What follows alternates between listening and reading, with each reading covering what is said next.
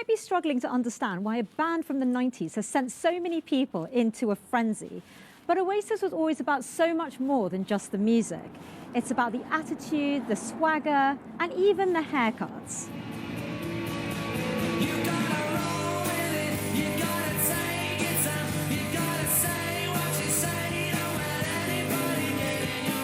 More dates could still be added to the tour. So if you've not been lucky this time, there could be more chances later down the line. Noor Nanji, BBC News, Manchester. Joe Feely is a guide with the Rock and Goal Manchester Walking Tour. Joe went to school with Liam and Noel. He shared his experiences and memories of the Gallaghers. So as far as Liam and actually goes, so yeah, I mean, one day he stood out because he was going along Shawbrook Road on the way to St Bernard's Primary with his collar up in a sort of pre-Eric Cantona style. Obviously, it was a City away shirt. He was a good footballer as well. So we had the same teacher, Mr Ganley, who's actually been on the tour himself. And he remembers that he enjoyed reading Liam's work, and he was good. And he asked him if he'd join the cricket team as well, and he did. And he didn't score any runs, but he didn't get bowled out either. So the bowler had a maiden over on that one, and he was a good footballer as well. He played for our year, even though he was a year below us as well. And I understand that you've met their dad. Tell us a bit about that. Oh yeah, so well, I mean, that's going back absolutely years. So the first time Tommy was DJing was the Silver Jubilee. We're talking 1977.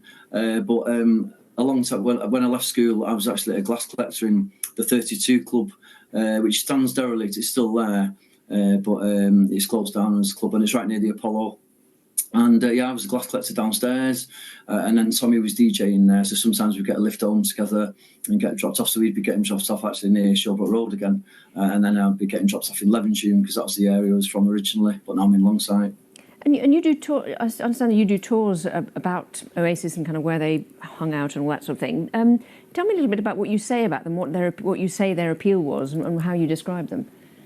Well, it's not just that. Well, obviously, I'm talking about the Smiths, the Stone Roses, lots of other music, the Joy Division, and of course about football because it's rock and goal, and there's a big interest in them subjects and other things as well.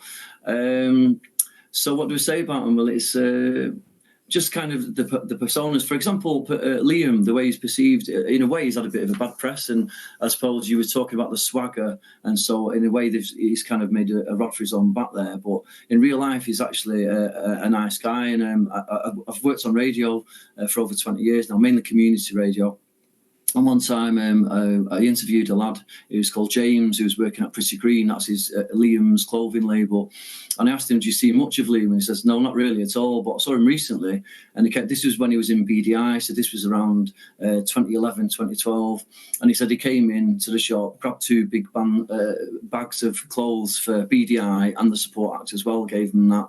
And I've also interviewed a man also called Joe. I was outside Joe's kitchen. It's no longer there now. It's opposite the Roundhouse in Camden. And I was asking him what was he like to work with, because he worked on the security for Liam, and he says he was a really nice guy, gentleman, offered beer at the end of the shift and water and towels and things like that. Sorry to interrupt you. I just want to ask you, we're running slightly short of time. I just want to ask you, have you managed to get tickets?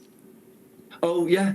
Funny you should say. The only person I know so far, no, I haven't. The only person so far is Louise Ganley, because I know coincidentally got to know her. That's Mr. Ganley's daughter. And that's the only person I've heard of who's had any joy so far. And unfortunately, just a reminder, all those tickets have sold out. That's it for now. Do stay with us here on BBC News.